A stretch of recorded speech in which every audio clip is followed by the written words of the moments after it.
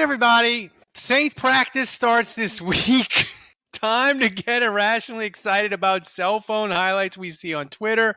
We preview Saints camp practice starting, and our greatest Saints fill-in bracket is down to Elite Eight. Our audio video is such a disaster. I'm totally confused and out of sorts. Thomas, hit the intro.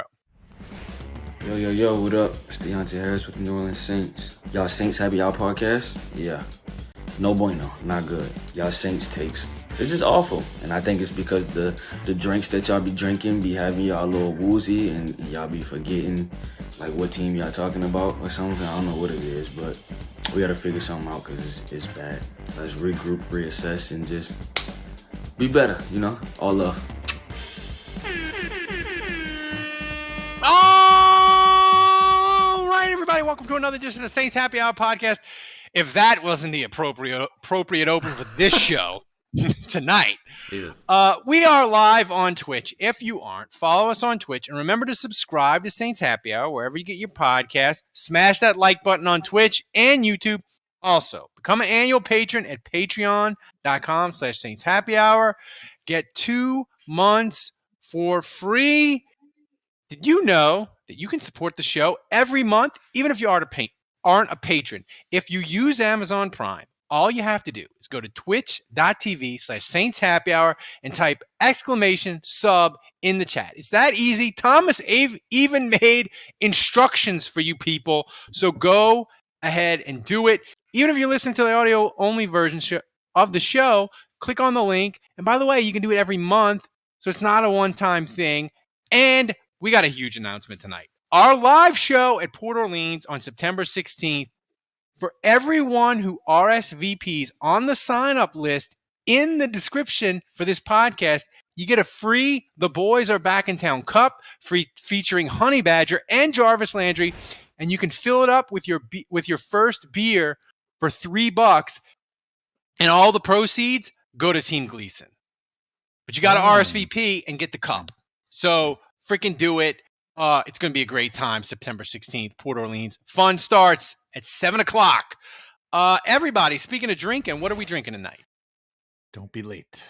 I'm about to crack open another one. I'll do that here. Oh, yeah. You like that sound? This is a vacation juice from Second Line Brewery in Mid-City, New Orleans. It's a hazy India Pale Ale. I'm also drinking a beer. I got, this is Pils, a German-style lager from Hardywood, which is a Virginia brewery. That's what I'm doing. Fancy pants bottle, that. Yeah, it's like the Red Stripe bottle. It's like the medicine bottle look. Yeah, man. I am still working on my withered oak whiskey. Yeah, I should be onto a new bottle of something by next week. Okay, well that's good. Is this I don't want any spoilers or anything, Kevin, but was there like a date or something this evening or later? You're wearing a shirt that has a collar on it. I'm a little Oh, wow. I didn't notice that. No. I wore this on it tonight. No, I wore this to work today. Whoa, you got dressed up for work. Nice. Yeah, I know. Wore a collared shirt to work today and everything. Like a grown up. Like a big boy. Casual day at work, which is a step up. Every day is casual day at work for me, Ralph. Everything is casual for Ralph. Kevin. Is that the high life for you? Are you drinking? Speaking, it is of course, it's the High Life. I've been drinking the High Life. They have them on sale. You can get a case for $7 at Kroger. So wow. I keep getting it because it's how cheap. Much? $7 for 12. 12? I mean, it's a good deal. Less than $1 a piece. Ralph, is that the closest you ever get to champagne, Ralph? It is. It's the champagne of beers. I like the High Life. I like it. If they sold that at that price in New Orleans, there would be people selling that for $2 on the side of the street at every major intersection. Get a Miller, get a High Life and a Lucy at the street corner. That's right. Lucy. Speaking of good deals, thank the Lord, training camp opens Wednesday. But Andrew, of course, with the Saints opening training camp. We got Michael Thomas on the PUP. We got Marcus Davenport on the PUP. Should we be concerned? Should we be panicked? Or should we just be chill and it's fine? Well, at least with Thomas, there's a lot of optimism that he's, quote, going to be ready to go very soon, end quote. So, there's those videos that show him running routes at full speed. There's those videos that show him cutting. Those are kind of typically the last steps before you get cleared when you've had damage, high ankle sprain, that sort of thing. So Curtis Johnson told me that last year too. He's close. Yeah. True, Who were you quoting there, Andrew? Who were you quoting there when you said, quote, unquote, ready very soon? That was Nick Underhill said it on his website. I'm taking that at face value and hopeful. Dennis Allen said that they were hoping to have him by the start of training camp. That was at OTAs. That is now false. So that's a little concerning. But look, if he is cleared and he's playing in a week, I'm not that hot and bothered by it, but the longer this drags out, each day that passes that he's not on the field is more concerning.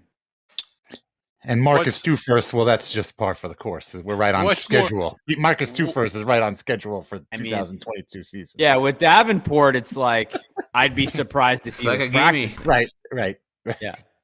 So Kevin, if he was practicing, it might be time to panic. And by the way, speaking of breaking news, guys.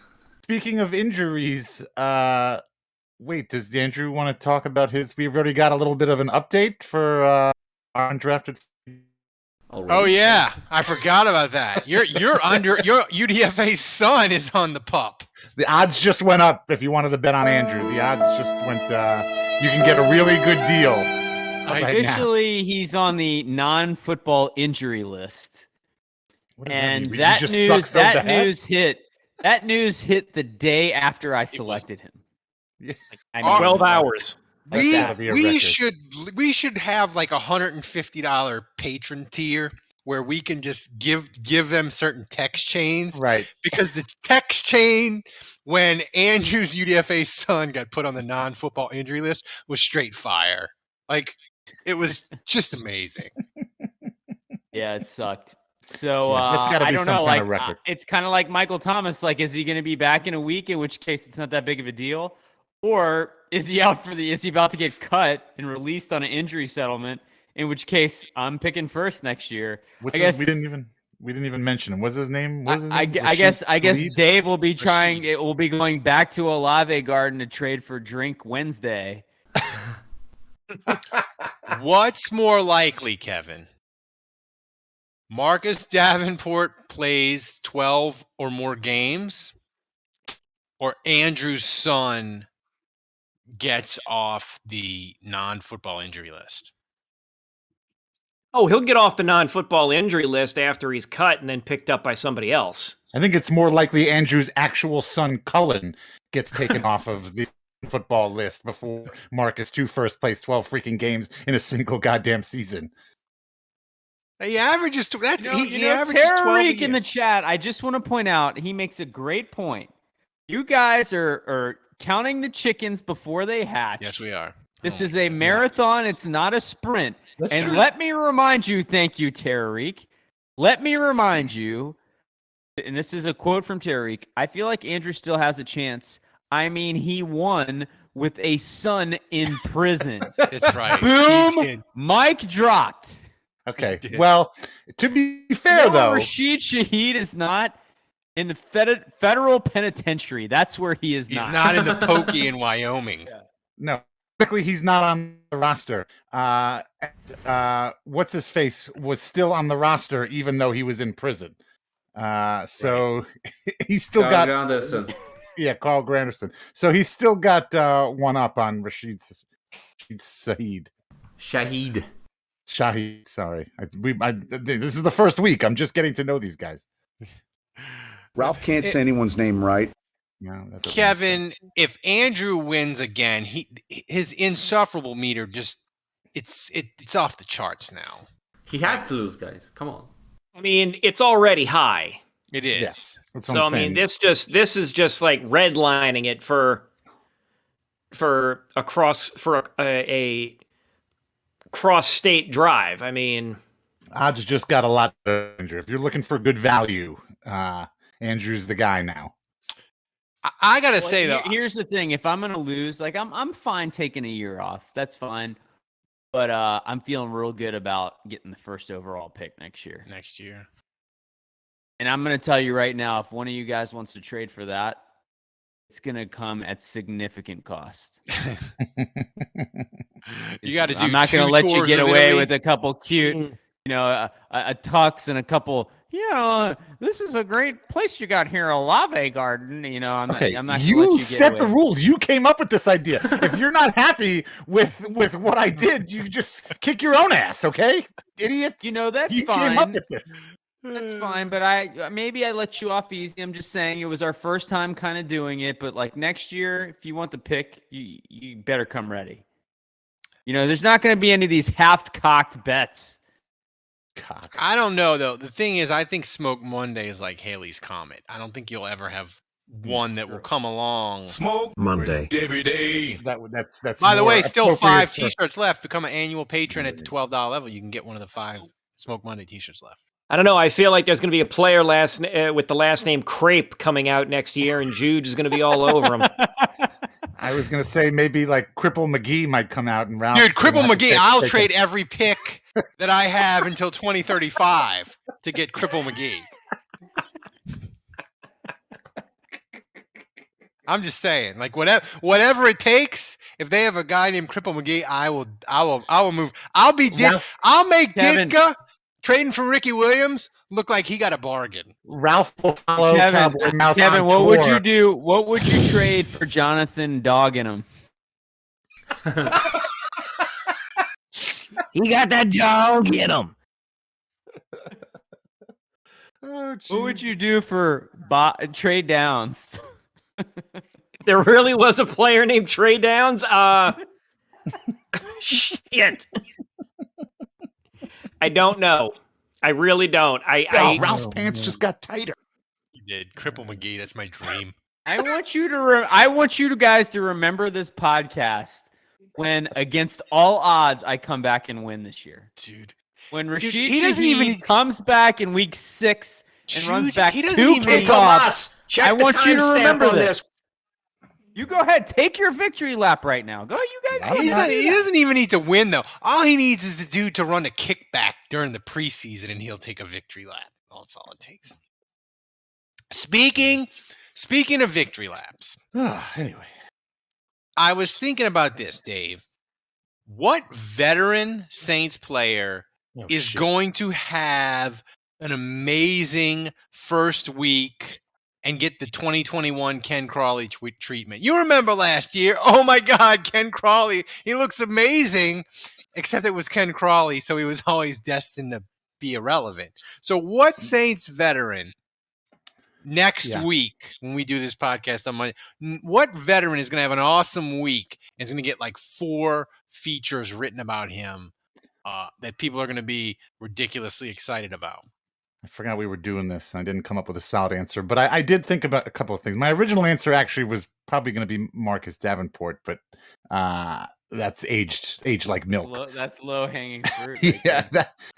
That aged like milk. So I'll stick with the cornerback because I feel like it's most likely for this situation to happen, and because it's so.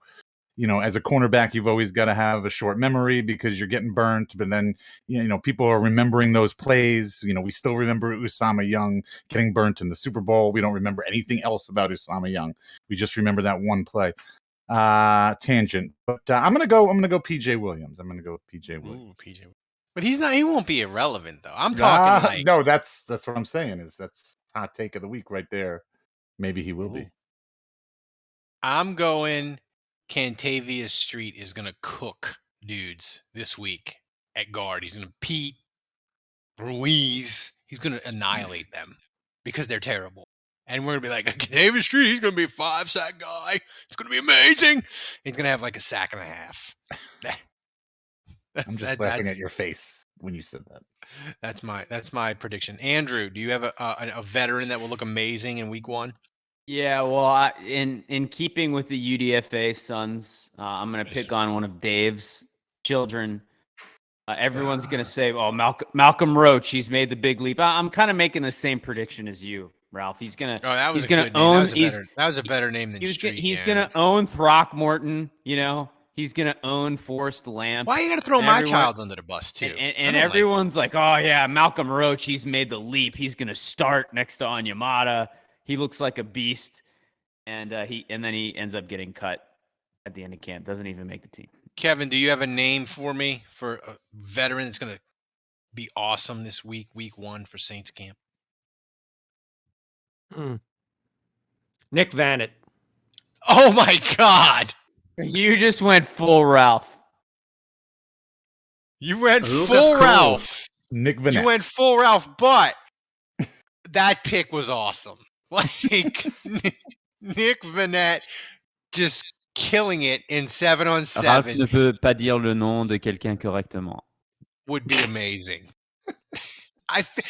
Kevin having deep reservoir knowledge of the Saints roster. He just pulled it up and threw a dart at the screen. No, I think Kevin has a deep understanding of the Saints roster that makes me uncomfortable. He started it savant. when he did. He started it when he started doing all the mock drafts, and it's very confusing to me.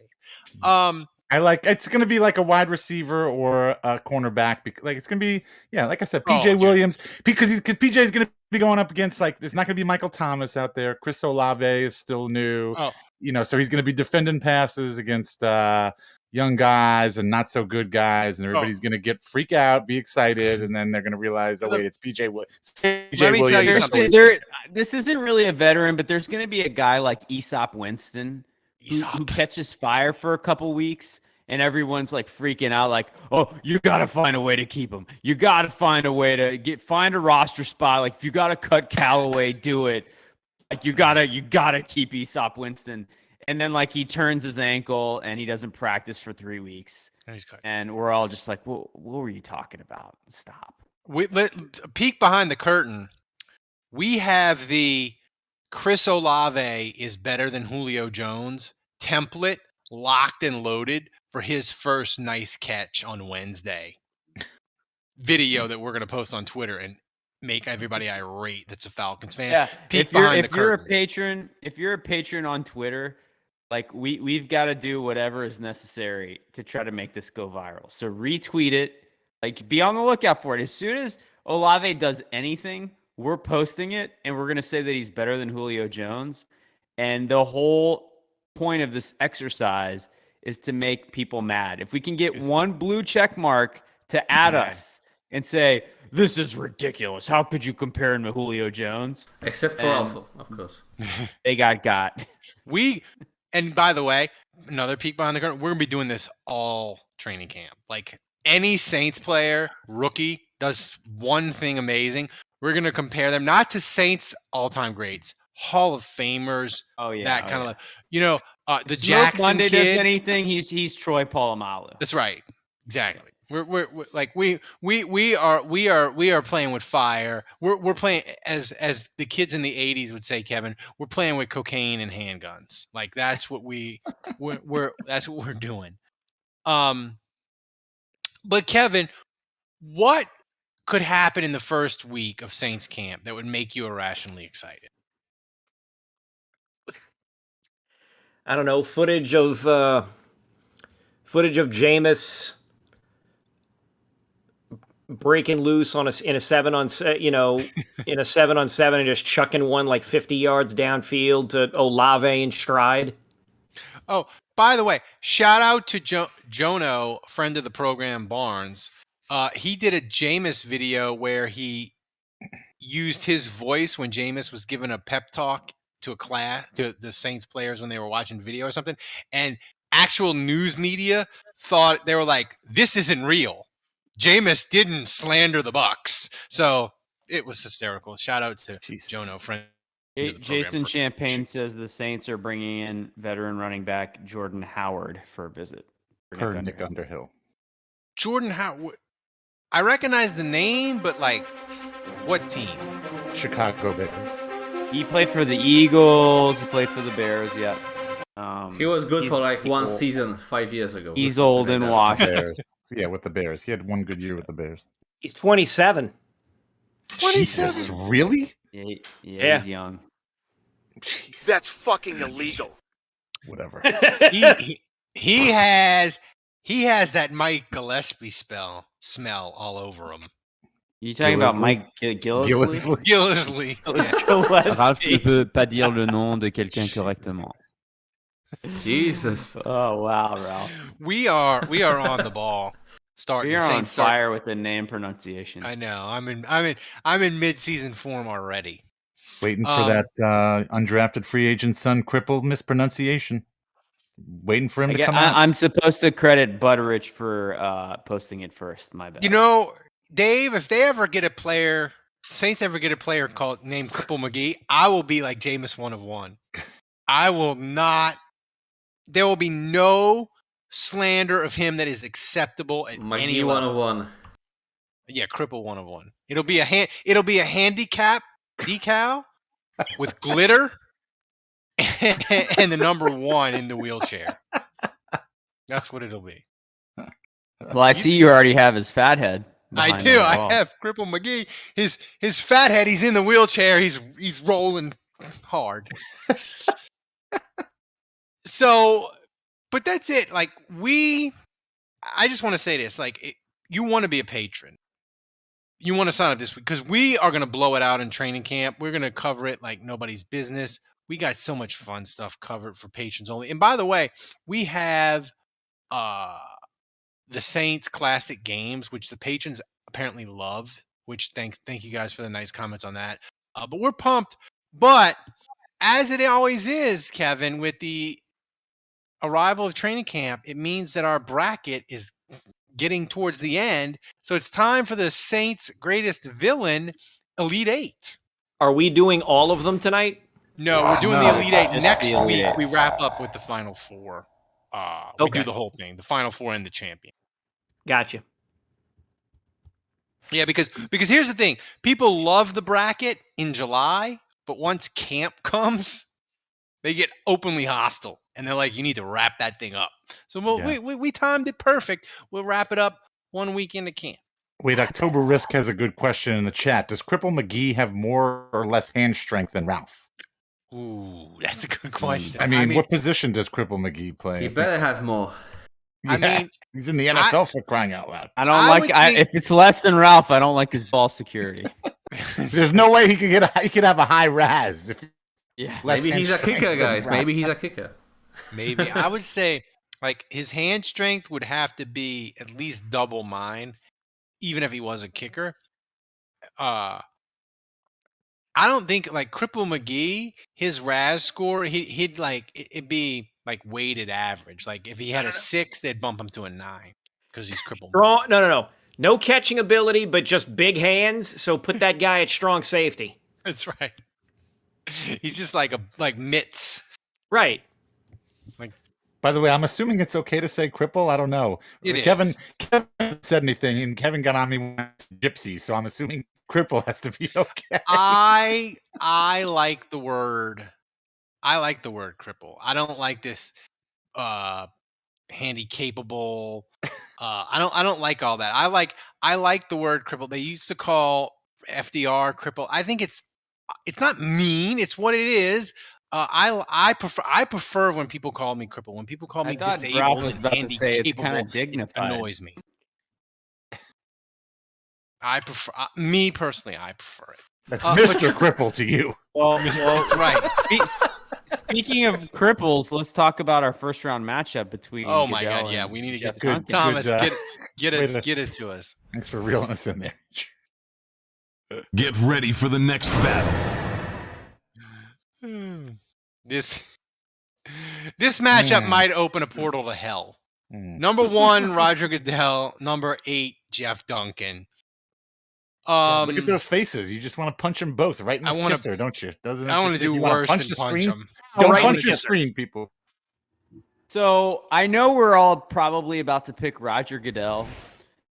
want to point out again that if you look at the clip art of Jeff Duncan when he did his dunk shots segment, that alone might be enough to convince you to pick Jeff Duncan.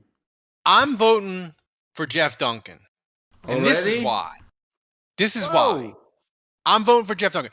I understand that Roger Goodell is a POS and he wanted to pressure the Saints to fire Sean Payton and fire Mickey Loomis and destroy the Saints and send them back to the dark ages from whence they came, because he is Roger Goodell and he cares about big markets and he doesn't care about the Saints and he wanted to destroy them. I get that it was in his interest to use the Saints to pretend that the NFL cared about safety. I get that because Roger Goodell makes $40 million. He wants to increase the revenue for the NFL. Jeff Duncan, he supported firing Loomis, firing Sean Payton because I don't know why. So I find that personally offensive that he was all in on let's punish the Saints and make them irrelevant again because they did this horrible thing in Bountygate, as Dave would say, yada, yada, yada. And I'm not over it. I'm voting Jeff Duncan. Interesting. I'll go. I'll be briefer than that.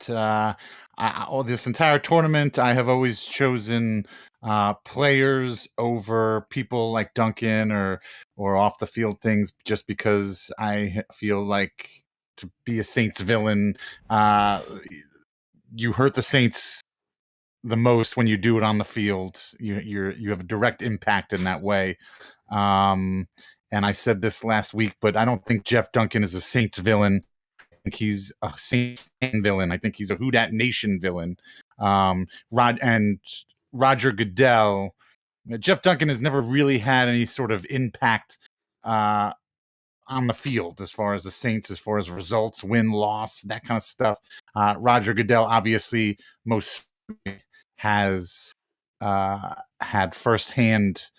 Has impacted the Saints firsthand with his decisions, stupidity, biasness, whatever you want to call it. You said you were going to be briefer. No, I'm done. That's it. Thank you. Wrapping it up. On to you, Andrew. Kevin? No, wait. So you voted Goodell. I'm voting Goodell. Yes. All right, Juge. Oh, Kevin.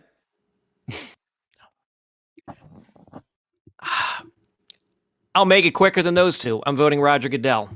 Kevin's like, I don't even need to explain myself to you assholes. You know, I'll save that. Goodell has only pissed me off, and granted, he's pissed me off a number of times, but he's pissed me off indirectly via what he's done to the Saints.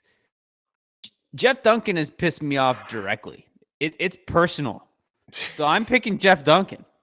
Okay, but again, my argument is you're not the Saints. You're just a Saints fan / podcaster. And who's voting on this? Well, but it's down to the fans. I'm picking Jeff Duncan. It's 2-2. That's right. Thomas, give us the fan vote. I stand by what I said. Let's go to the fan vote. The fan vote. It became personal with me. Saints Rabbit says Duncan is a douche. Goodell is a horrible person. Okay, I already know the winner, guys. Worst. Unfortunately, I wouldn't have voted for this one. The winner got 83.3%. Oh, that's not good. Of votes. From my that's gotta be good. That's gotta be Goodell. If Jeff Duncan got 83% of the votes, no way. You guys have been. Then he deserves to win. You guys have forgotten Goodell. Thank you, Jesus. It is Goodell. I was about to compare this to the Holocaust. This was like you guys have Jesus all the horror. Christ! Yeah. I'm just saying, if people were voting for Jeff Duncan, they would have forgotten all the terrible things that Goodell did, just like some people want to ignore all the terrible things that happened during World War II and the Holocaust. Come on, man! We don't need that! Gonna wind up on a blog somewhere. Somebody's going to listen to this and try to cancel us, but they can't because they probably the audio reprehensible behavior. What? I didn't say anything negative. Don't worry, Dave. I'll use my cripple shield to protect us. Doesn't the cripple shield have to be on the bat arm, Ralph? Yeah, it would. It's like There we go. There we go. Yeah. So I like how you had to lean all the way back to lift that up. yeah, I got it because the arm doesn't come up. I'm like John McCain. He couldn't lift his arm. I'm like that with the left arm. So I don't really lift it. I just lean back.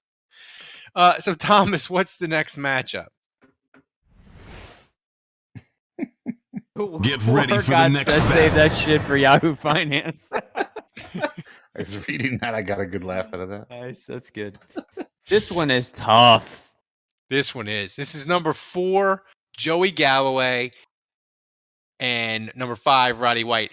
Joey Galloway, I think if we had separated this bracket out between like villains and like Saints killers and it was only on the field people, I think Joey Galloway by far is the on the field Saints killer. I don't think anybody can touch him.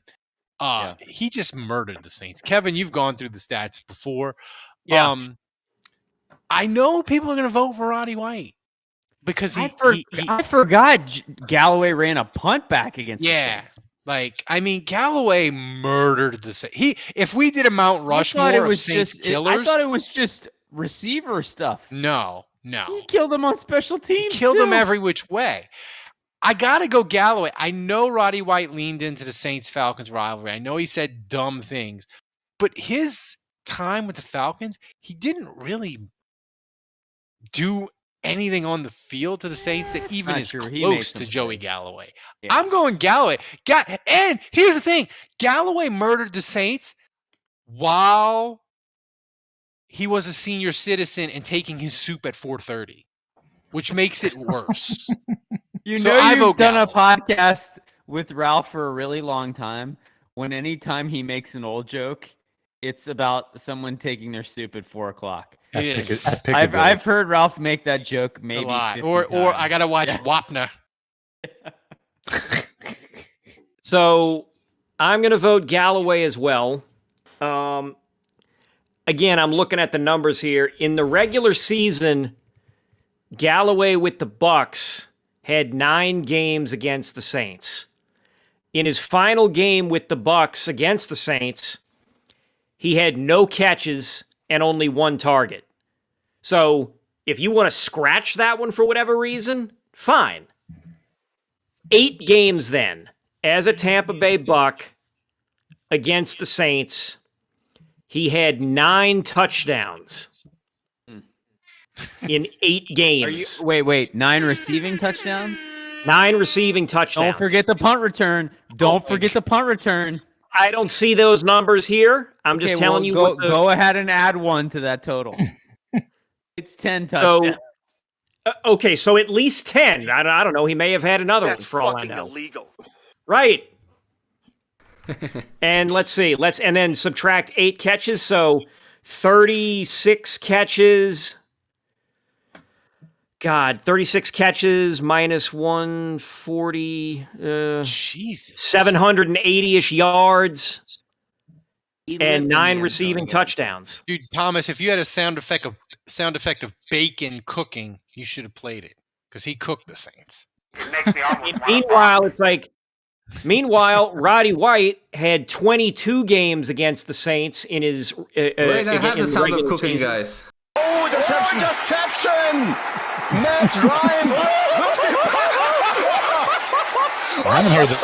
Wow. Oh mein Gott, wie eine Puppe gibt er ihn den Stiffer und er fliegt auf den Boden. Hör doch mal auf. Hör doch mal auf.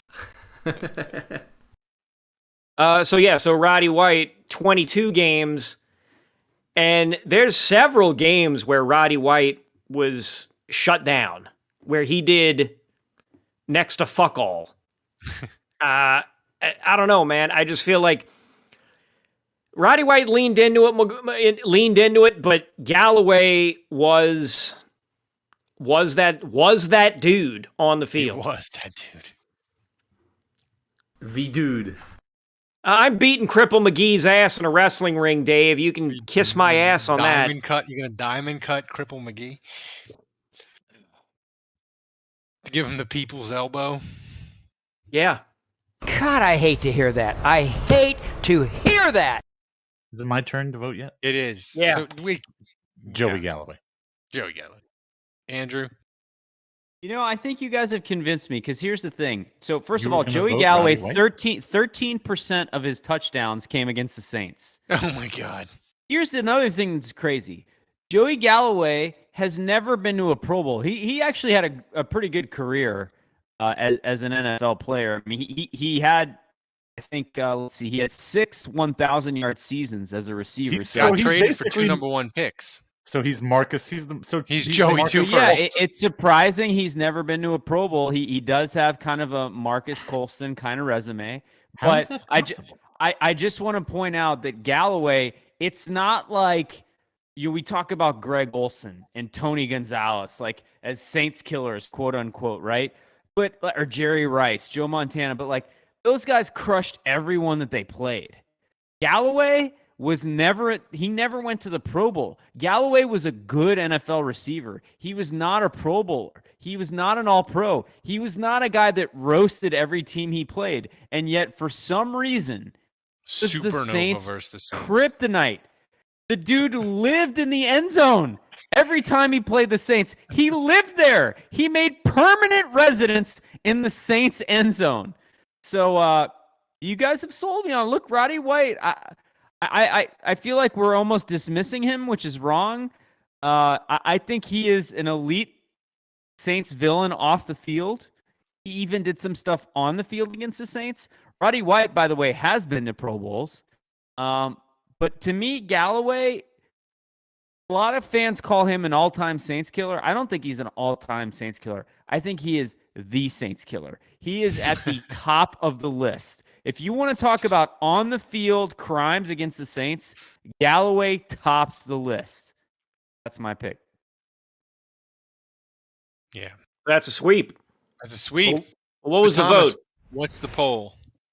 I'm gonna tell you the poll in a second. The poll, guys, was 75.5% in favor of.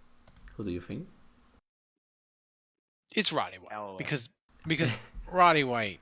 White, yeah. Because Roddy White's all White. emotion. Yeah. People don't remember Joey Galloway cooking the Saints. They remember all the Roddy White comments, right, Thomas? What's the poll? If scoring on the Saints was an NFT, Galloway would own all of it and not share it with anyone. Your dad, Andrew, says, fans, we hate the mouth. That's what it was with Roddy White. Yeah. We hate the mouth. So, Thomas, what's the next matchup? Get ready for the next battle. Oh, here we go. Bill Vinovich, Vernon Davis. Bill Vinovich, final answer. I'm going to get a beer. Bill Vinovich, final answer. Yeah, here's the thing as with Kevin, drag it out. With Bill Vinovich is somebody made a good point. Vernon Davis at least killed our hopes and dreams on the field. Bill Vinovich just did it because he was looking the other way or whatever, apparently. I want my head tells me I need to vote Vernon Davis because it wasn't Bill Vinovich's fault completely. It was the whole team and all that. And Vernon Davis just massacred the Saints. But Bill Vinovich will haunt my dreams until I'm dead. So I vote Bill Vinovich. Dave? Well, I guess it is close. You mentioned haunting your dreams. Some nights I wake up. Yeah, some nights I wake up in a cold sweat, and Vernon Davis is on my mind. But most nights when I wake up in a cold sweat, it's Bill Vinovich's ugly fucking face that I see. There's just I'll say this. You know what? This is the statement that's gonna end this entire thing. Vernon Davis was doing his job. Bill Vinovich was not doing his job.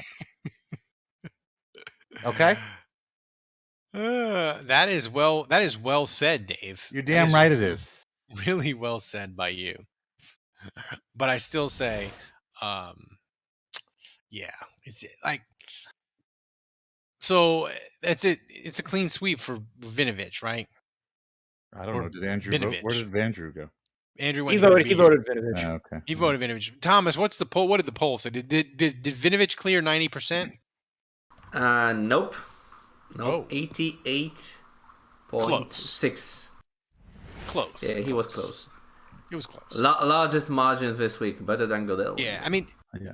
you got a collision course coming of Goodell Vinovich where it's a very, very hard case to make. I think for either. I think either one of them can win, but Wait, Thomas, can you put the image of Bill Vinovich up again that you have for this tournament?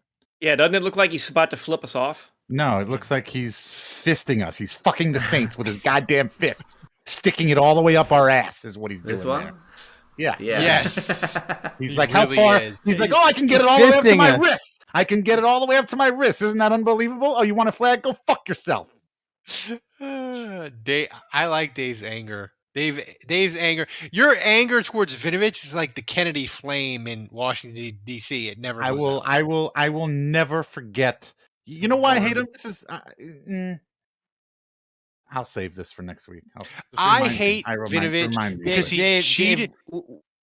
Sorry, well, I was going to ask David, would you feel like, what if you knew that Goodell told Vinovich, if you throw that flag, you will never work in the NFL ever again? I don't think that that's what happened. It's that. No, I'm just saying if it did, would you absolve Vinovich in that scenario? Yeah, I would. Yeah, I would. Here, the reason.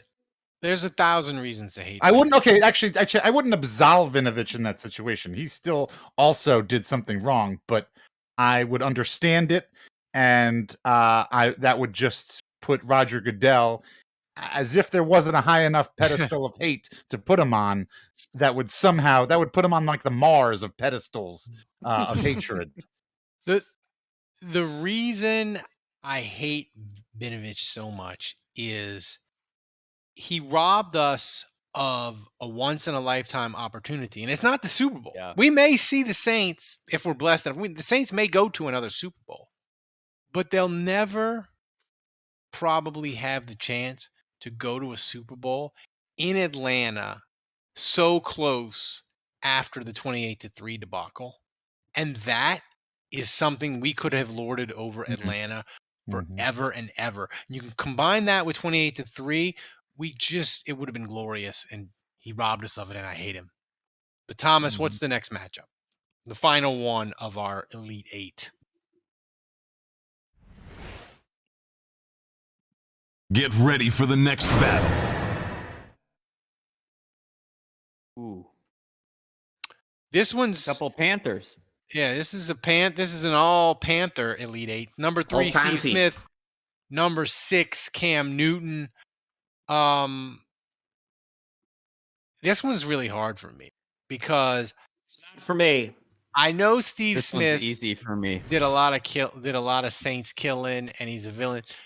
Cam Newton, he ripped the Saints' hearts out a couple of times in really big spots, and he damn near won that playoff game if their kicker and their receivers would have caught balls and their kicker would have made some kicks. This one was really hard for me. I went Steve Smith because he started brawls, multiple fights with the Saints on separate teams. So I had to go Steve Smith. Yeah, I'm also going Steve Smith. Like I know Jude was talking about Joey Galloway being the killer, and honestly, if you're making a starting 11 for all-time killers on the field against the Saints, it's Joey Galloway on one side, Steve Smith on the other. Like, those are the two guys. Yeah. You're not just talking receivers. You're just talking any player, right? What do you mean? Well, when you said starting 11, are you saying those are the two receivers on an offensive 11 players, or are you saying that Steve Smith and Galloway rise above the other 9? No, I'm saying that if it's 11 men on a starting offense of Saints villainy, those are the two guys. Those are your two receivers. Yeah, correct.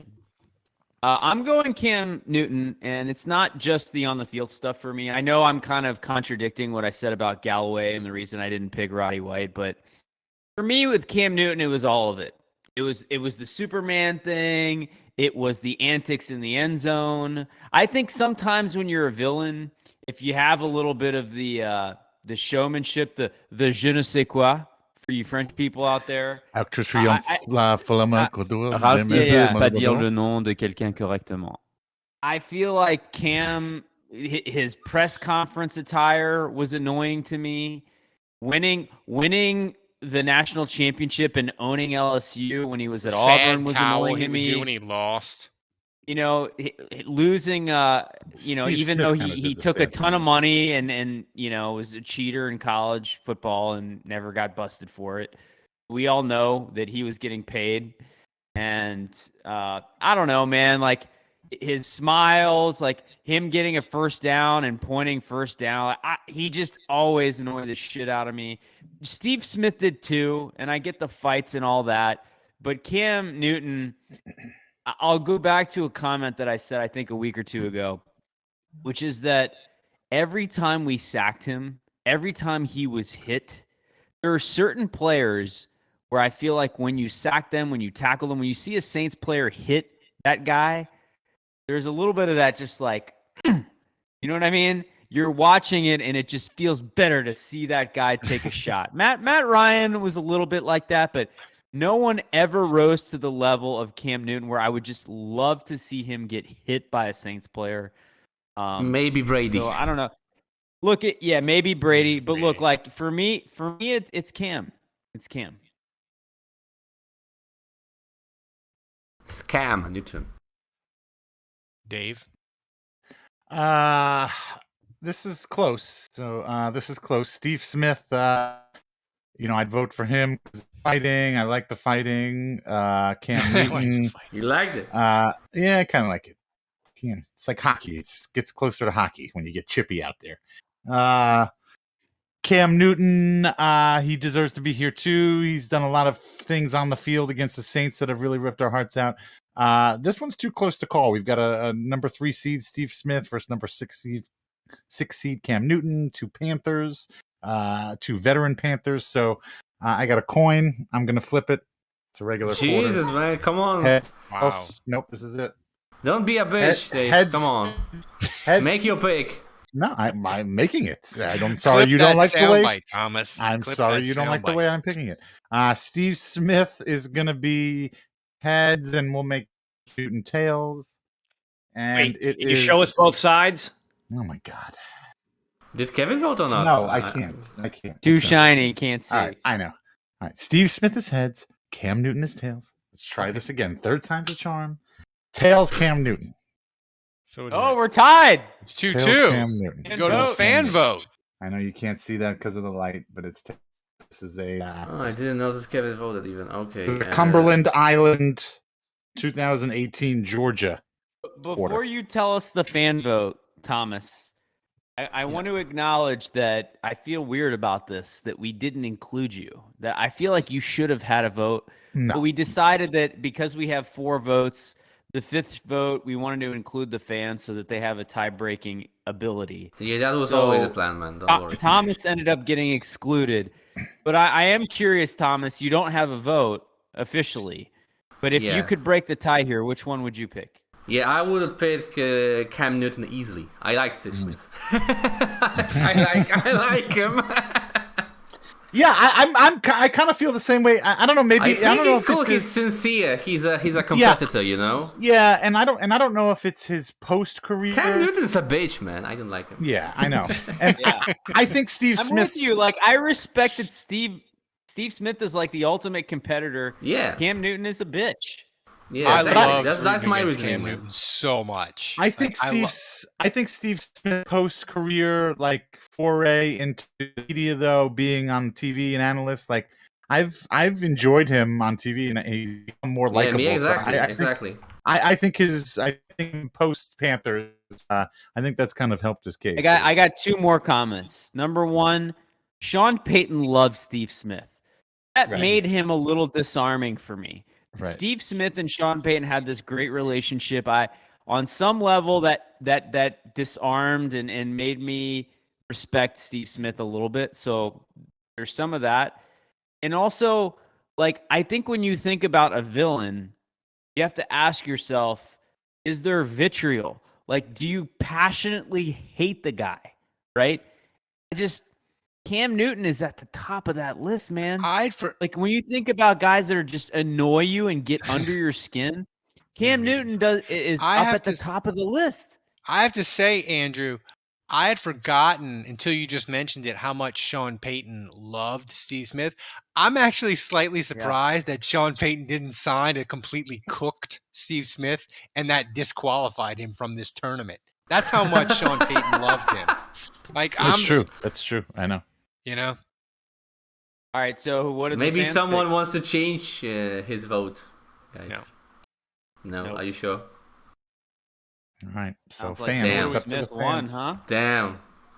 That's not good, Andrew. So what do we got? I tried, man. Pick Steve Smith.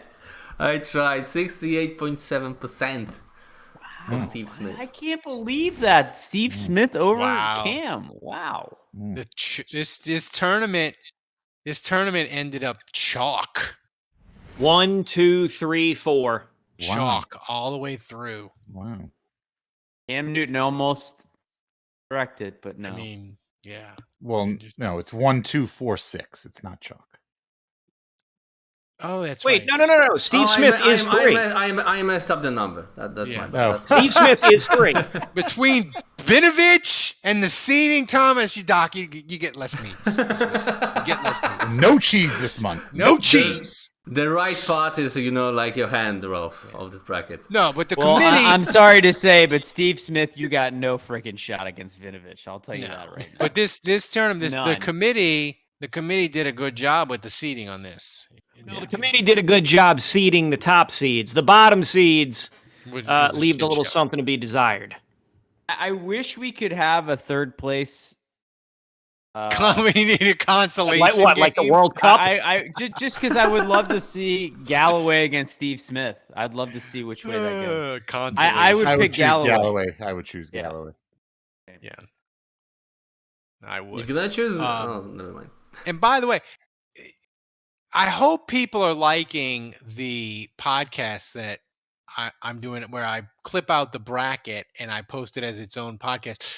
Most people, we had people, patrons request it on DMs and messages to me, but they have a couple of people that are like very, very strongly against them. I'm like, if I do the whole bracket together, it's like a 4-hour podcast. So I just like break them up each week. We do a segment and I post it as its own podcast. People wanted it, so I did it. And next week we'll do the Final Four and the champion, but we will not have a consolation game. We are not the Final Four from 1983.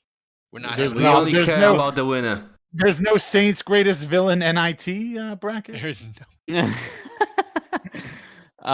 Ralph, before we move on to our next segment, I just want to remind everyone once again that we will be having a live show on September 16th at Port Orleans in New Orleans.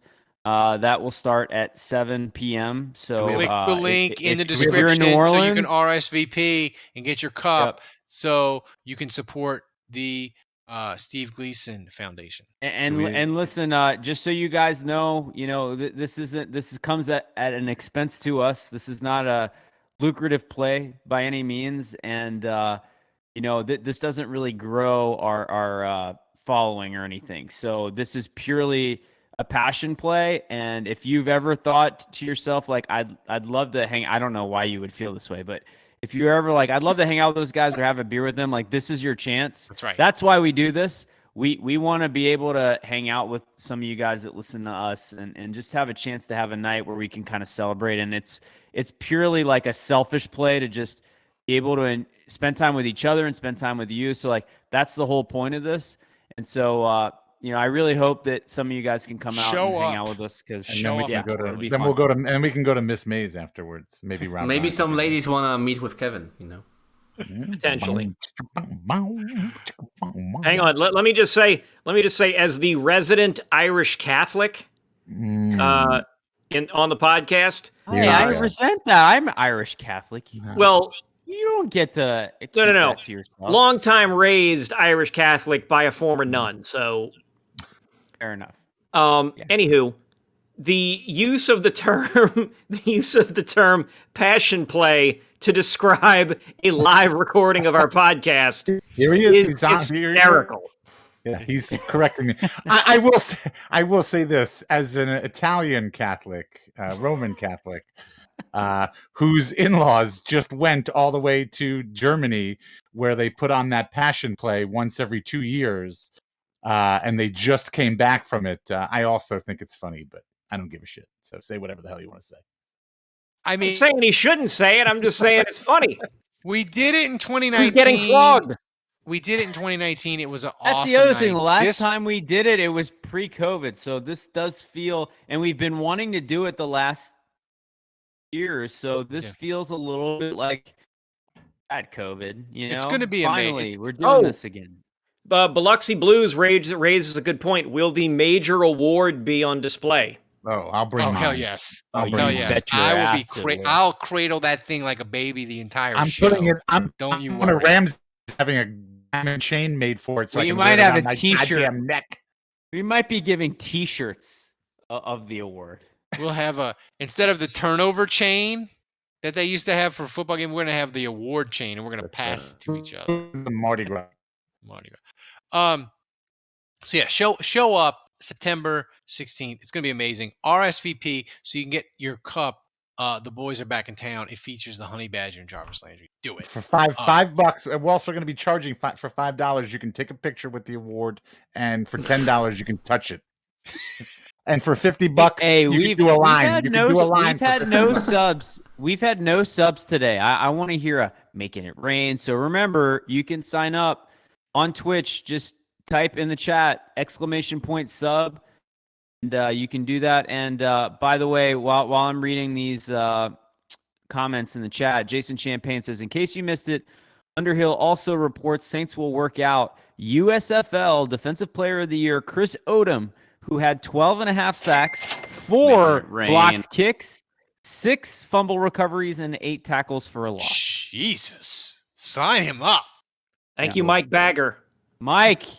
Coming through. I ask, he delivers. Mike Bagger. Thank you. There you go. Thank you, Mike. You're the best. So we got to get to the hot take of the week, which Kevin's going to do. But I want to remind people, it's time for the hot take of the week. And it's sponsored by JLD Hot Sauce and Knives. If you want award-winning hot sauces like Boot, Jolica. No, don't finish the sentence for him. Or Reaper Madness Special Reserve, go to www.jldsharpsauce.com.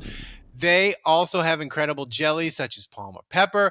They have an incredible selection of handmade knives for cooking, hunting, outdoor needs. Go and check out the Zombie Killer quartering cleaver and tell me it's not the best damn quartering cleaver you ever saw in your life. It is. It's the only quartering cleaver I've ever seen in my life. That's right. Jerry Embler, he's tremendous supporter of Saints Happy Hour. So we are asking you to support the people who support us. Go to jldsharpsauce.com to get the best hot sauces and knives, the best prices anywhere. Use the promo code Saints Happy Hour. You get 10% off. That's www.jldsharpsauce.com. Use the code Saints Happy Hour. Kevin, the floor is yours. Hold on. Before Kevin goes, no bullshit. The hot sauce is amazing. It's amazing. I'm eating some right now. I have some in my fridge. Boot Jalokia. It is freaking great. Right. Seriously. If you go to the live show, Jerry may be in attendance. You may get to meet the hot sauce man himself. Yeah.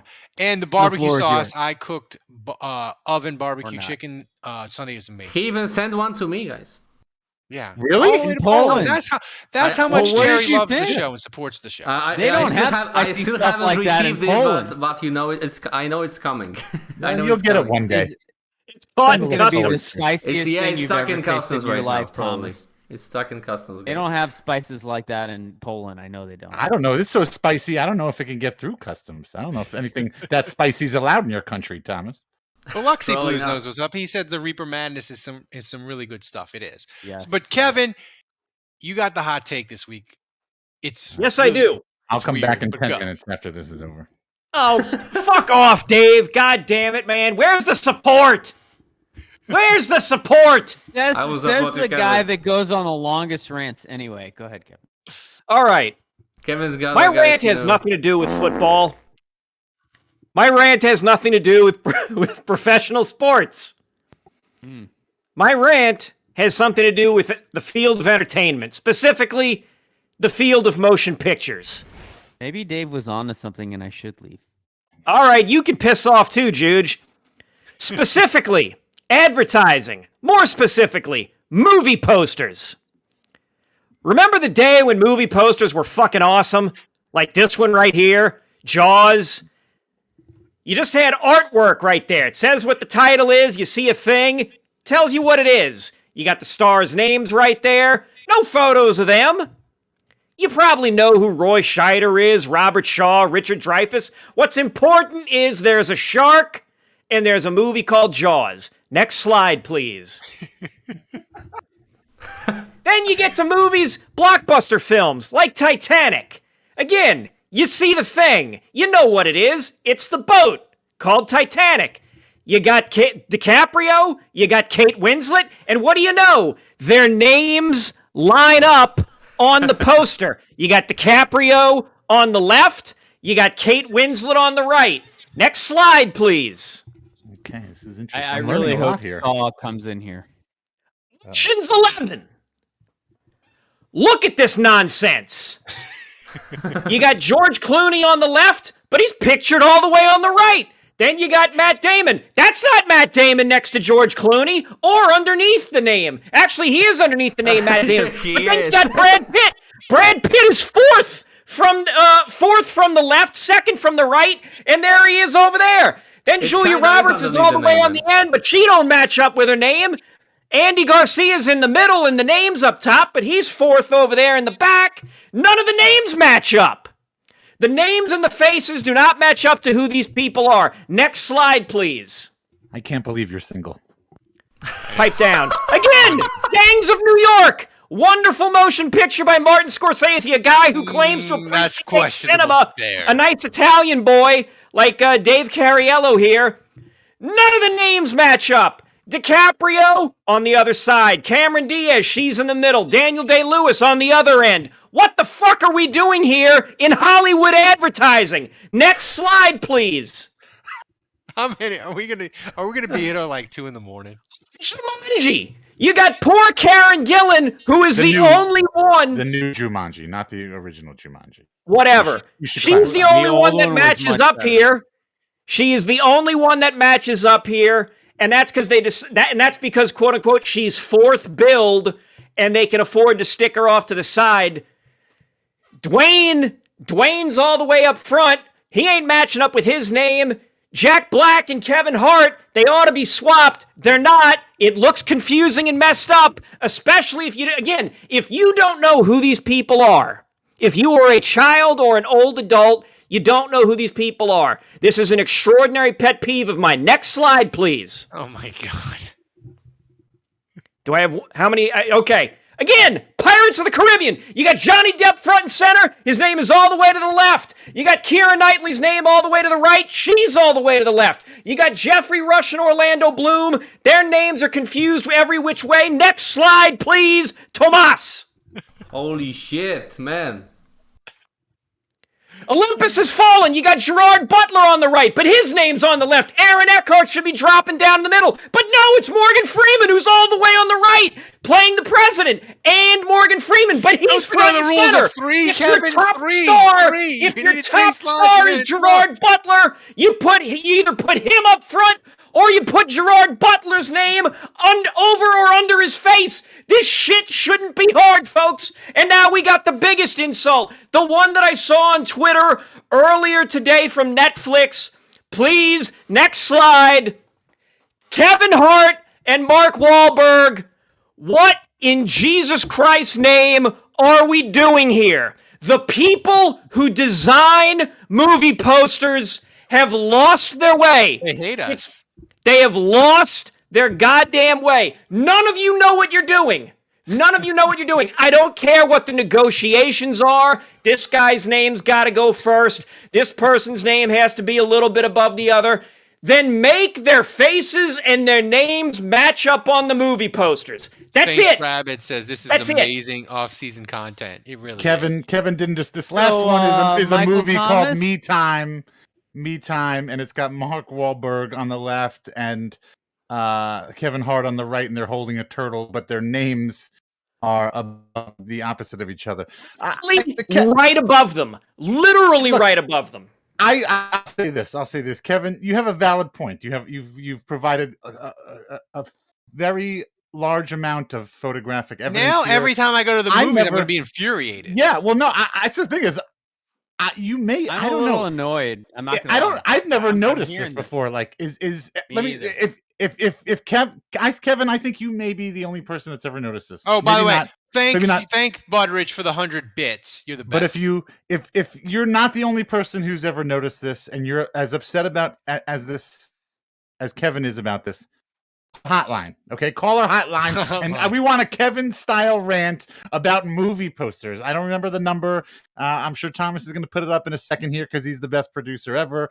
But call the hotline if you're upset about movie posters, or we're going to open it up if you're just upset about anything totally random that has nothing to do with the Saints. That you think you're the only person who notices thing and drives you nuts. Call the hotline. The number is 210. Here it is. Right. It's 210-590-0818. No, you sound like a speaking spell now. Dave going? Dave, you're Nice going timing. speaking spell. Stop talking. But I will say this. Give out the number. 210-595-0818. It's an interesting observation, and it's. Yeah, I gotta say, Kevin, I don't know that Why I do would you have ever thought of this. I pray to God that you never have a rant like this again during the season when the Saints are playing. But the camp starts tomorrow. So Kevin is going for a while. We have peaked. Kevin got us to the mountaintop of off-season content. You got it. You With the- got with it. the in movie at How the did you buzzer. notice? It's fine. How did you notice this? Is this something you've noticed? Like people are talking about this on Reddit. Is there like a No. whole subreddit of misaligned named movie posters? Dude, I'm too tired to be on Reddit. I'm too tired. This is something I've noticed for a long That's time. the guy on a Saints podcast. This is He's really on this is Twitter, an that's original too much. thought. Do you think He's think had this is bull an in the original chamber thought? for a while. I'm not claiming that I am the only person who has ever thought Have this. you ever I know- discussed this with anybody? I've brought it up to other people, and then they're like, "Oh yeah, okay, yeah." But I get it. you're the first person that notices it. I Do didn't you think if invent there the was complaint. a movie called Injured Players that Michael Thomas and Marcus Davenport would be on the cover and their names would be reversed? You think that's what would happen? Exactly.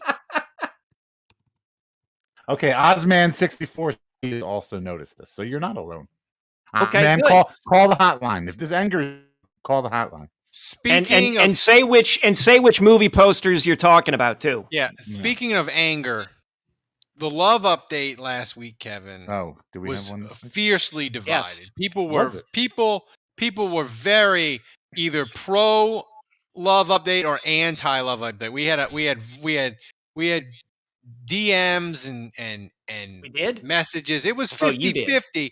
But this week the love update, what do you got? What were for they us? upset about? They were upset about Kevin's love life, or were they just upset that they learned about Kevin's love life?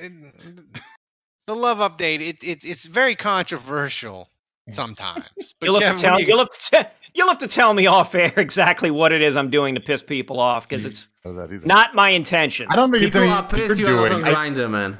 It's They not are. my intention. It's to provide whimsy. I don't think they're pissed at anything you say or do. I think they're just pissed that we have a love update, that we That's right. devote some time. I think the thing is, the closer we get to the season, the people that love the ridiculousness really love it, and the people that don't like the ridiculousness, the closer we get to actual games and practices, the ridiculousness grinds their gears. Well, as okay, Peter Griffin well, would say. look, this will be grinders their gears. This will Grinders be their the gears. last Kevin's love update, unless there is actual substantive.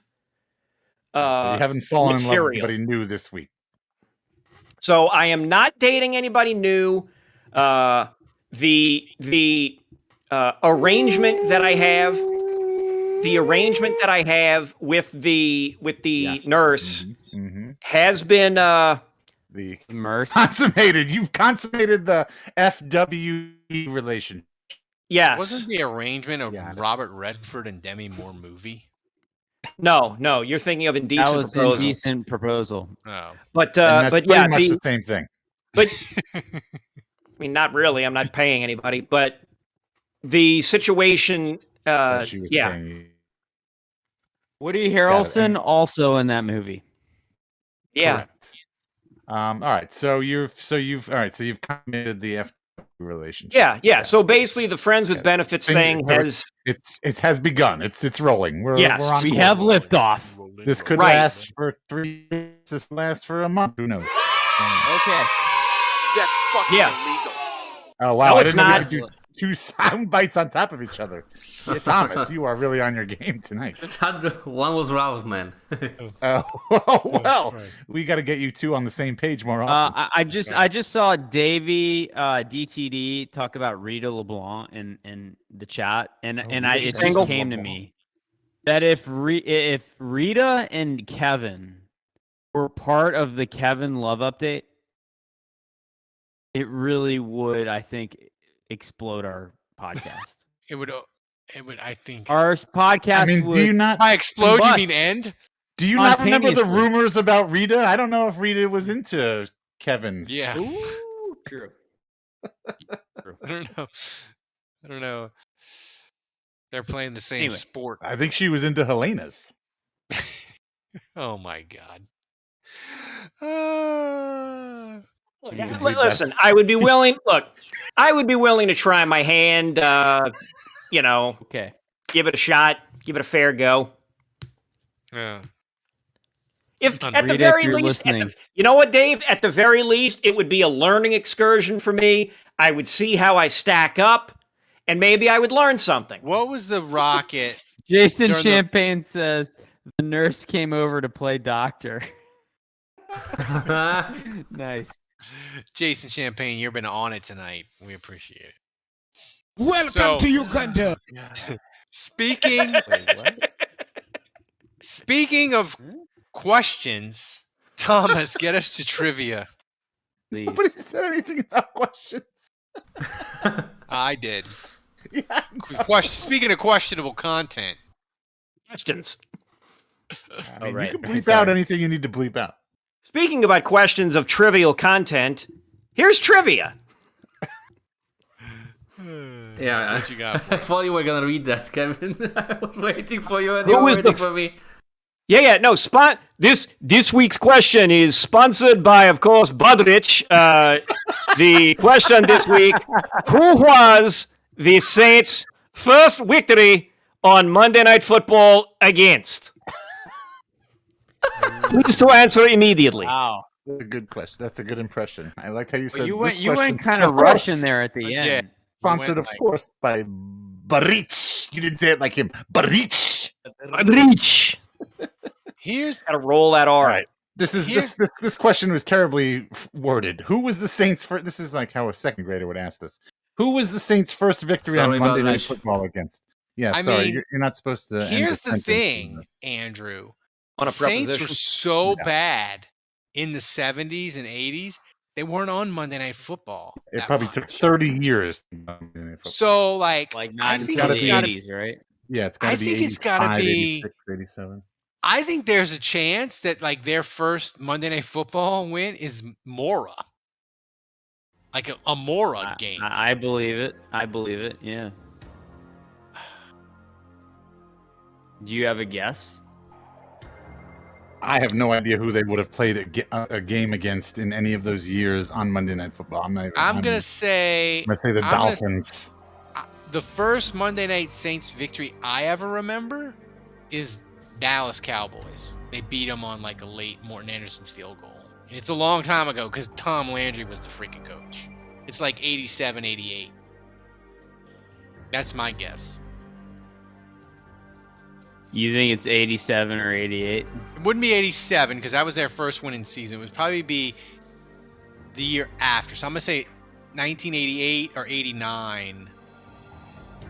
And who do you think they beat? The Cowboys. I got to be honest. I don't know. Like this one stumped me. I got nothing. But I'm going to pick the Jets because that has served me well. This few times we have had questions. That's a nice guess, man. Picking the Jets has served me well, so I'm picking the Jets. I like it. I can't tell you the year, but I'm picking the Jets. Kevin? I already looked it up. No. I already looked it up. The 2 or 3 answers I would have even guessed wouldn't have come close. I will say this, that Juge and Ralph really bookended this quite nicely. All right. So Dave doesn't even go on. So that's the final answer. Thomas, what's the answer? I'll explain in a second. All right.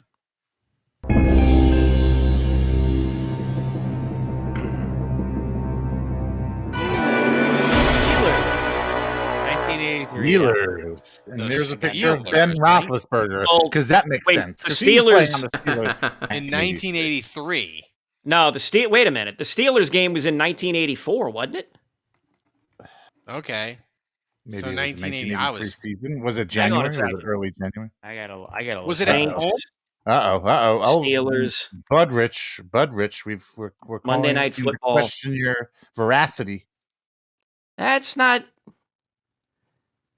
Oh, Archmidge is also screaming with an exclamation point. 1984. So was it at home or on the road? Well, I'm about to find out in a second. So, Richard Todd was the quarterback. So on November the 19th of 1984, correct. The Saints played the Steelers in the Superdome. So this was not a Tulane Stadium game. This was in the Superdome.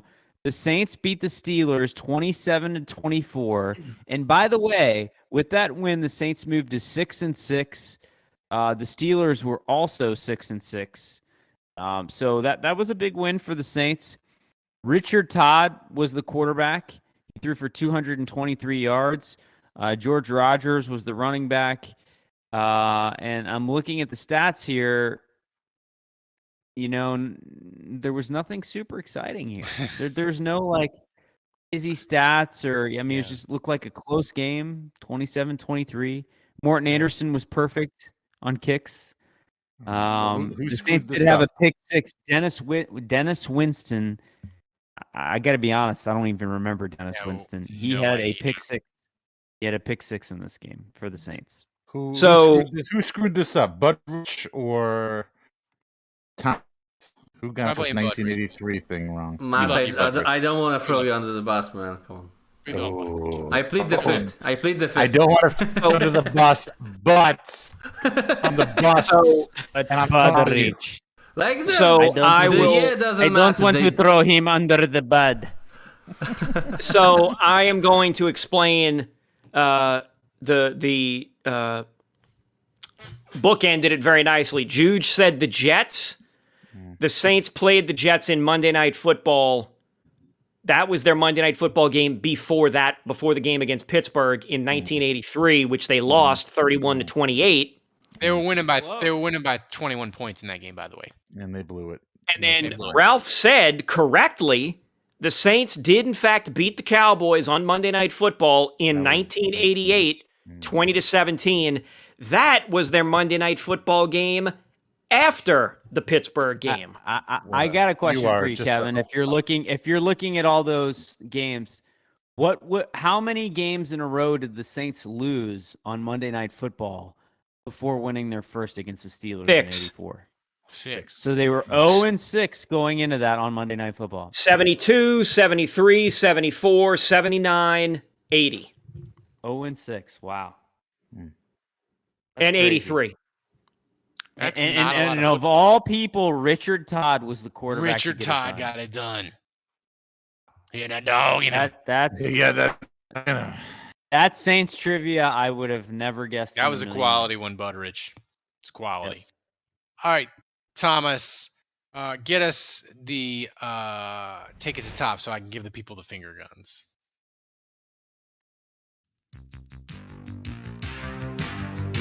Saints are now 24 and 24 all time in Monday nights. Come on, Dave, Kevin, give us the finger gun. There it is. I just want to give the people a peek into my life, and my wife is losing her mind because the Astros are losing to the A's. The Astros have won 5 in a row. That's normal, man. They are 12 games ahead in their division, and my wife is treating tonight's loss like the apocalypse. The A's are the kryptonite of Astros. They are. Like that's sounds like it sounds like the Marlboro household tradition. King over losses that don't matter. Sounds about right. It does. All right, Thomas, what you got? Next question.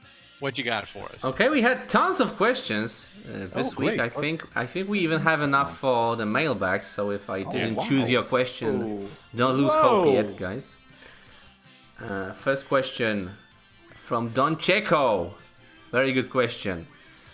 Who's got more dog in him? Kevin, Zach Wilson, or Antonio Cromartie? Ooh, that's a good one. Why we're saying Antonio Cromartie, final answer. He's got like 13 kids, right? 16. 16? Oh my god. I think. Jesus. Yeah. Maybe. That probably changes from year to year. Antonio, very strong seed. He just doesn't realize that you can wrap it up. You can pull it out. He probably no. He probably did wrap it up. No, that might be the problem. Is that he may think that's the only way. I think he had vasectomy, by the way, guys, and he still he had a vasectomy, and his wife got pregnant after the vasectomy. And the story goes that he believes his wife that she wasn't unfaithful, but he thinks his vasectomy didn't work. He probably was, man. And at no point did they think of getting a blood test or anything?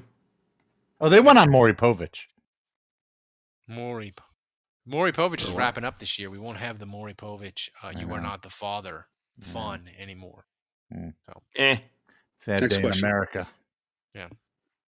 Okay, second question from Vince S. I saw him in the chat earlier. I don't know if he's still with us. How do you think Drew will fare in his new venture as team owner in the Pickleball League?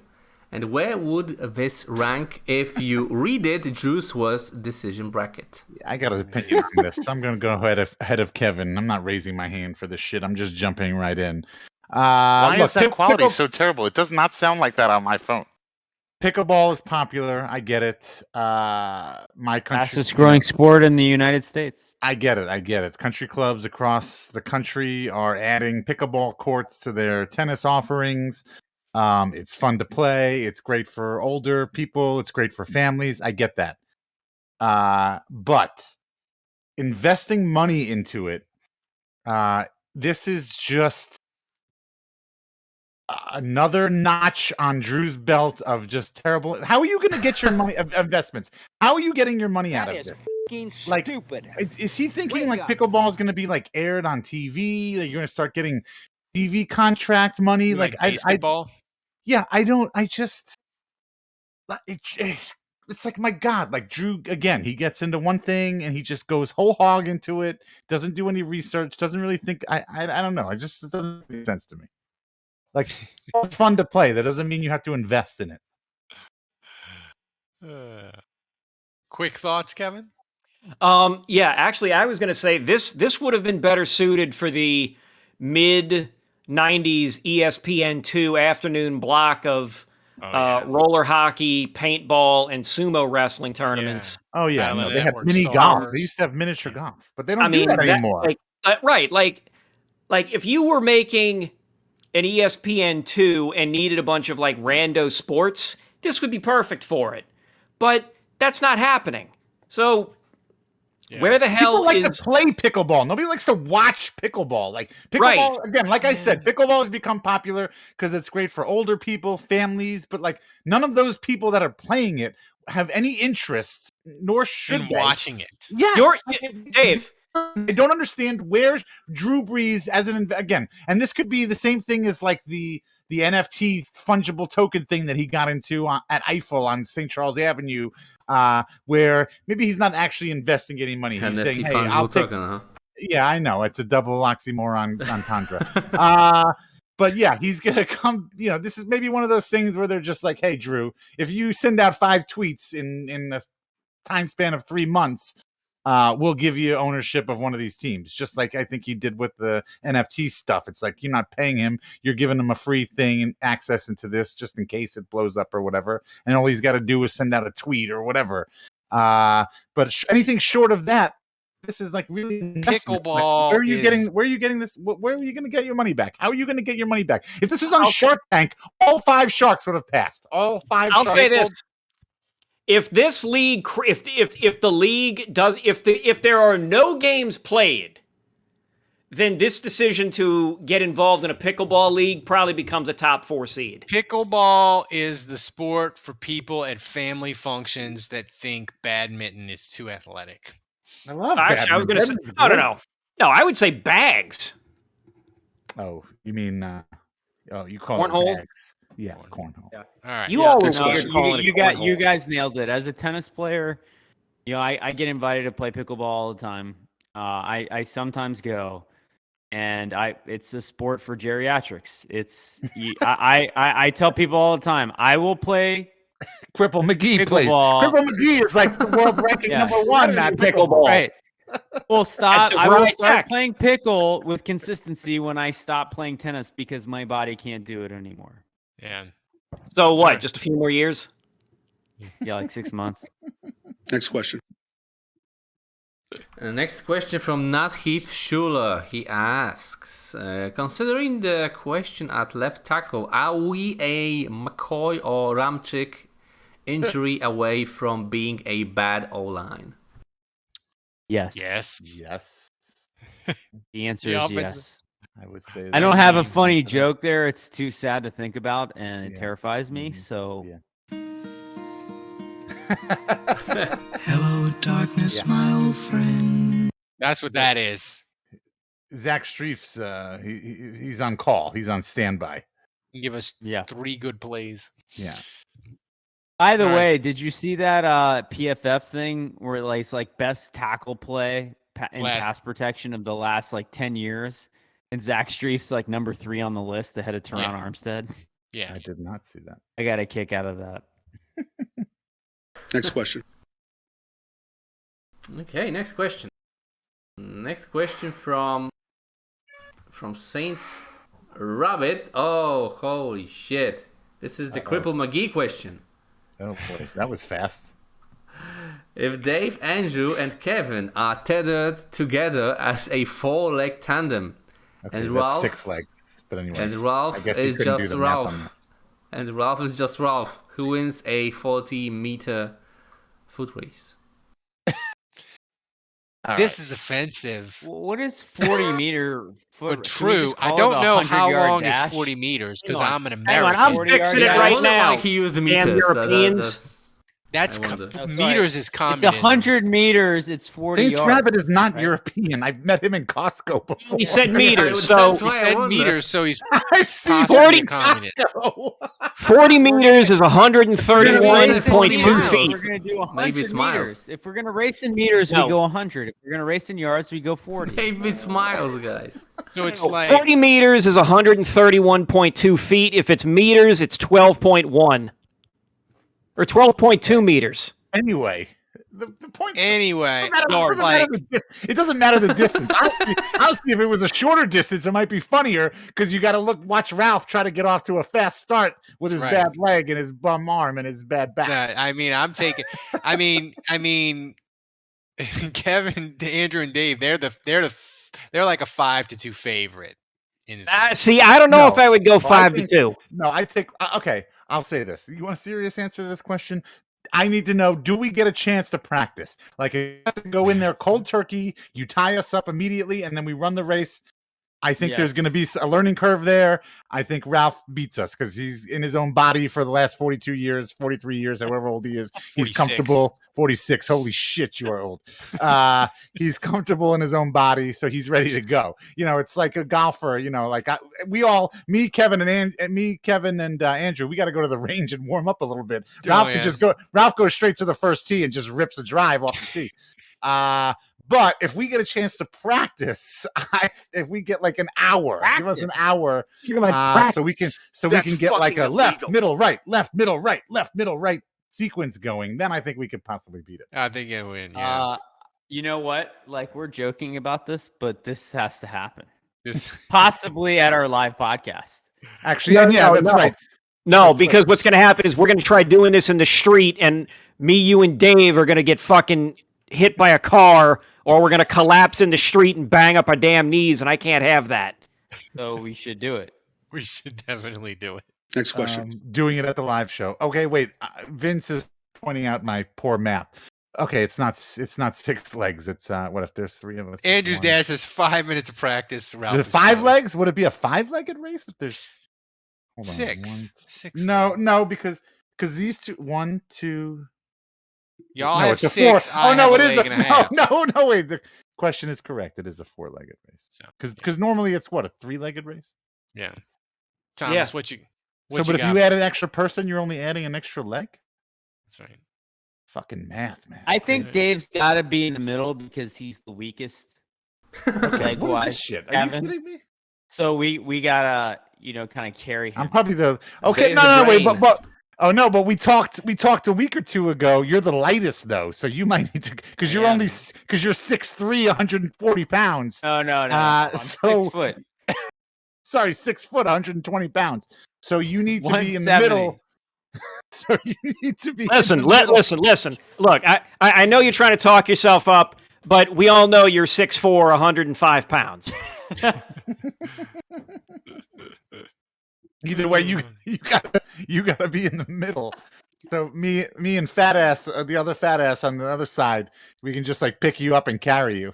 Tell you what we need to do is we need to have a scale set up when we come out for the introductions, so we can be introduced by our weight. And really embarrass ourselves in metric. Yeah, metric. Weighing in at 14 stones, it's Dave Cariello. Wait, Ralph, are you still doing this weird diet thing? Sorry, yeah. About stones.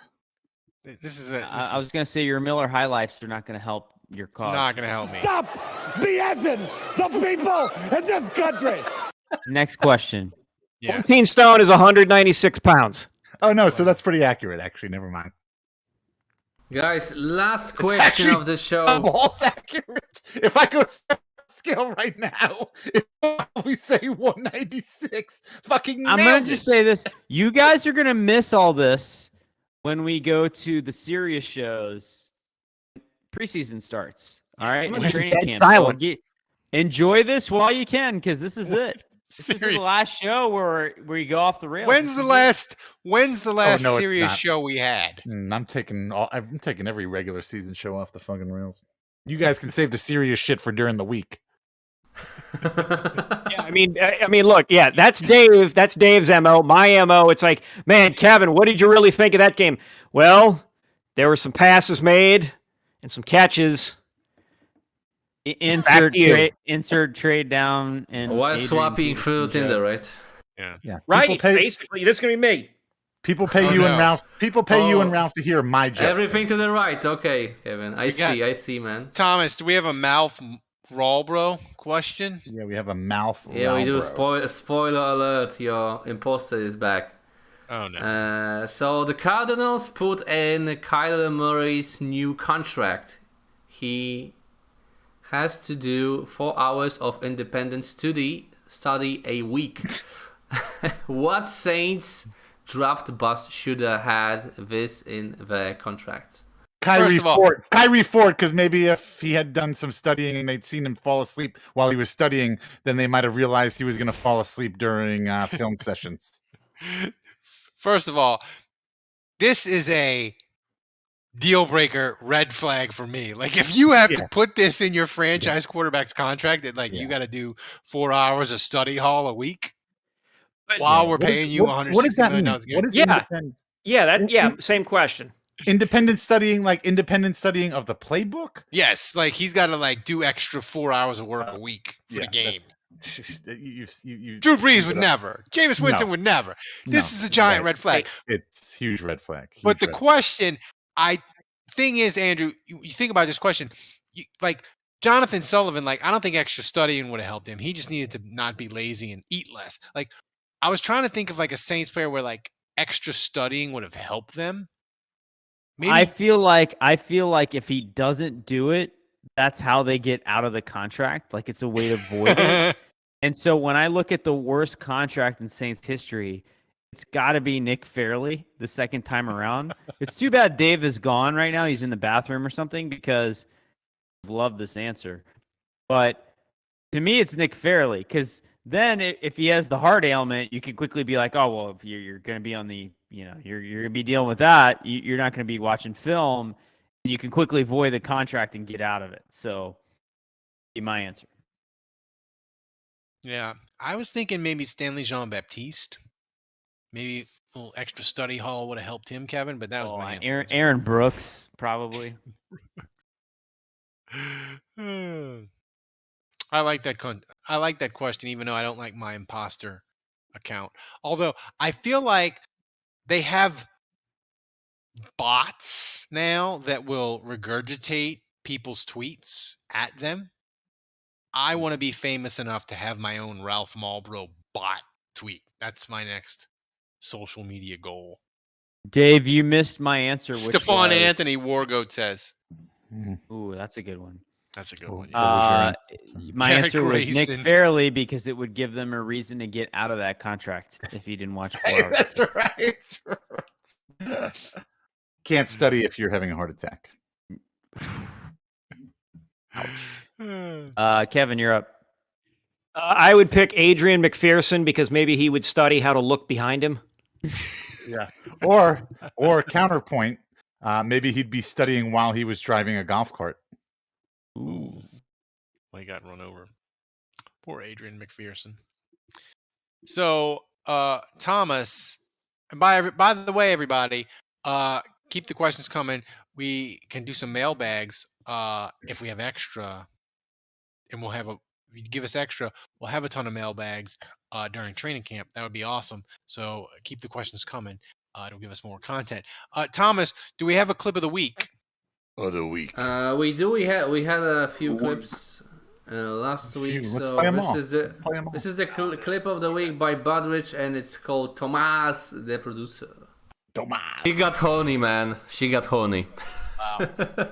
Dude, drop the Elmo emoji. All right. Well, okay, drop the Elmo emoji. I mean, you're right. Things did pick up a little bit. BSing the people in this country.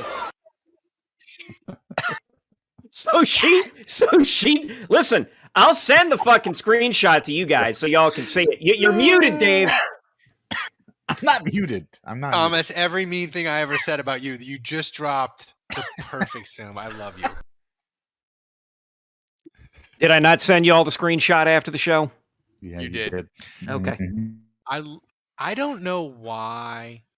Verify. I love the no context American Dream Dusty Rhodes Twitter account. Do you guys remember that clip at all from last? Like, do you remember in real time experiencing that?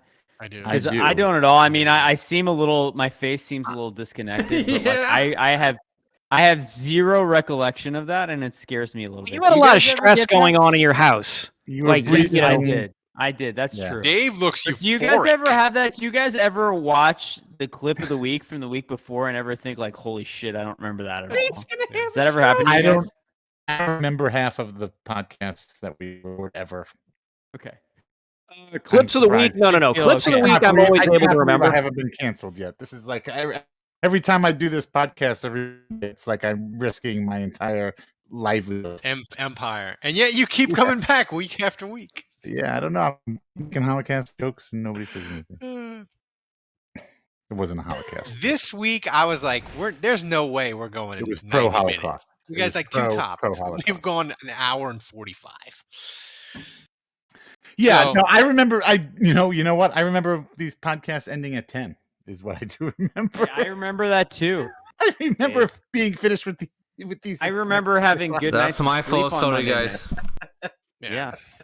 I don't care. Not Smoke Tuesday yet.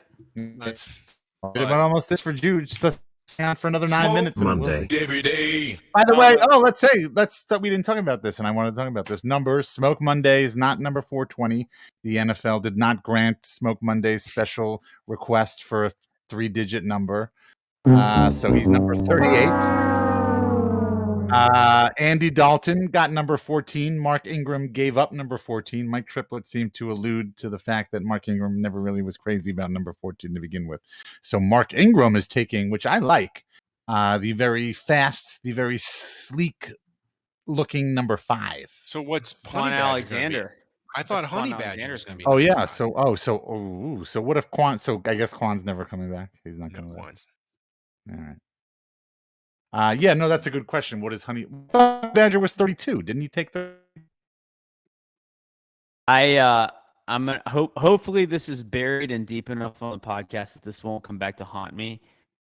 I go on a radio show once a week. I won't name their name because I go on multiple radio shows, so hopefully no one will know which one I'm talking about. But I go on a radio show once a week, and they ask me every time, what's the status with Quan Alexander? Do you think the Saints will bring him back? They literally ask me that every week. And I'm just like, I don't know. Dude, he's not coming back, y'all. He's not coming back. I'm going to let it go. More likely. Ingram taking number 5 is another sign. Quan Alexander is not. Also, welcome back. Do we or not welcome back because she never left? But Kat Terrell is moving to ESPN. That's right. Ooh, she yes, correct. That today. Correct.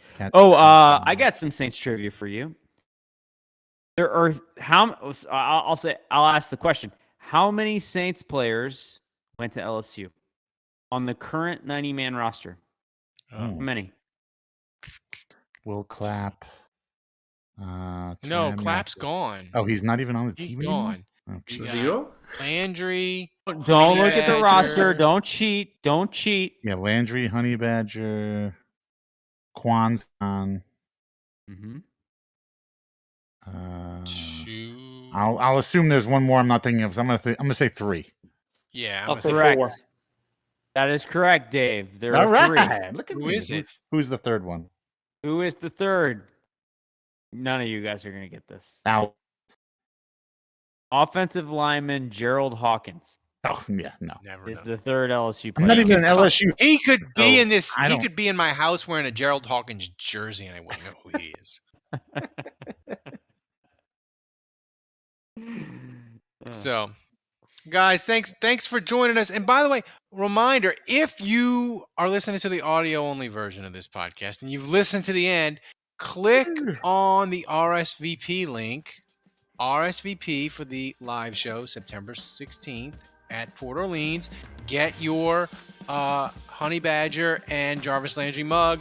Thanks for joining us. Remember, kids, if you're going to support a Saints podcast, support the one that wins awards. Thanks to Dave, Andrew, Kevin, Thomas, best producer in the world. Extra meats and cheeses for him this week. Until next week, the bar is closed.